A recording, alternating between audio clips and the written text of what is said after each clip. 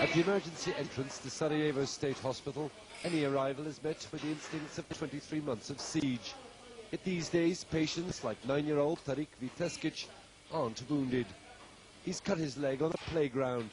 Hardly an emergency.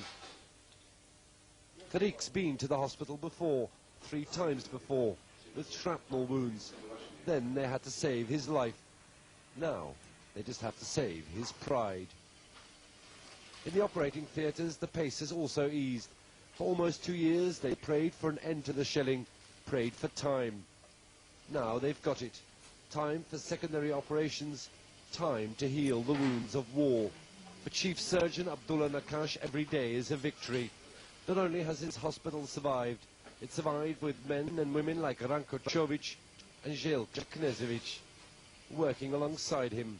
Serbs and Muslims together upholding Sarajevo's ancient traditions of coexistence in the midst of a medieval siege. He is the key element, but the decisive factor was that the staff that stayed in the hospital did so, not because they had to, but because they decided to. We became tied to it as to a close relation, not as to some place of work.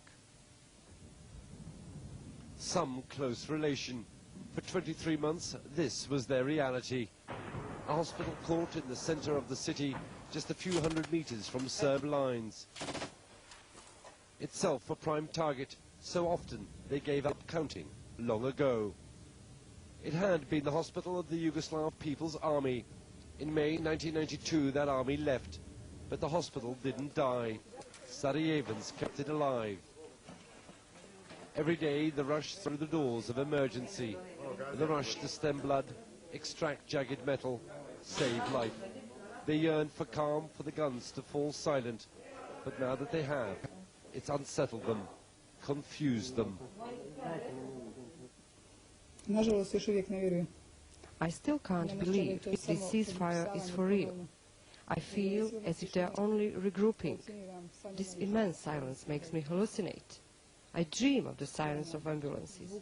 I dream of noise. The silence hurts. After all these shells, silence hurts. But in the silence, they're taking stock.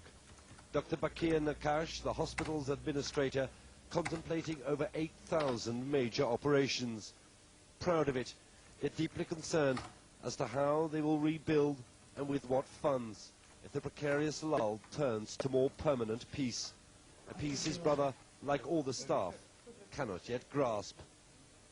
I fear this evil isn't over yet. We hope for the best, but we're still prepared for more misery. Yet, as the flow of wounded stops, I do see the first signs of relaxation. You feel it on yourself. And I'll tell you a little secret. During the last few days, I found myself walking to the top floors, just because suddenly I have the time on my hands.